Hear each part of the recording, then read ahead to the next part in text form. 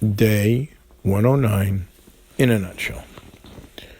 One should not relate Hilchos to wells to someone who will act contrary to halacha and not take his case to Bezdin. The end result. In day 107, we discussed the case of Mr. Stein, who was on the verge of hiring Kriegler Construction to build an extension into his home.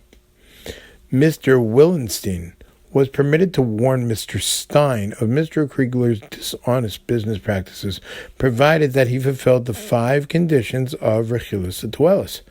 What if the contract had already been signed and work had already begun? Can Mr. Willenstein now inform Mr. Stein that Mr. Kriegler is going to ask him for the balance of the money and then disappear for months without finishing the job? On the surface, it would seem so. Why not warn someone that he is dealing with a dishonest person so that he can take the necessary steps to protect himself? Once again, Chofetz Chaim advises us to proceed cautiously. Mr. Stein might react to the news by saying, "Thank you for warning me. If Mr. Krieger does ask me for the balance before he finishes the job, then I'm going to have witnesses there when I make the payment and have him sign a document that the work will be completed within 10 days from when the payment was made." This would be an excellent strategy, and Mr. Willenstein would have done a mitzvah by forewarning Mr. Stein. However, Mr. Stein's reaction might be altogether different. "Thanks for the tip. As soon as Krieger asks for the balance, I'll fire him and find someone else to finish the job. No one's going to play games with me." This would be contrary to halacha. If a contract had already been signed for the entire job, neither party would have the right to break the contract without going before Bezdin and presenting his arguments to them. Bezdin would hear the claims of both parties and then determine who is right.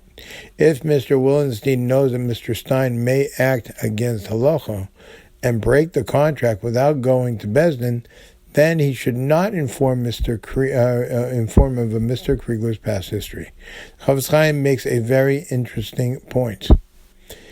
Even if 2 valid witnesses know of Mr. Kriegler's dishonesty and know that Bezdin would allow Mr. Stein to break the contract, they would not be allowed to inform Mr. Stein if they know that he will break the contract without going to Bezdin, since breaking the contract without Bezdin's authority is a sin.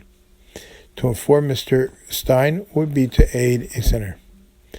There is a well-known story of a famous Talmid Chacham, whom we will call Rabbi David, who became involved in a disagreement over money. The 2 sides agreed to go to a Bezdin and resolve the matter.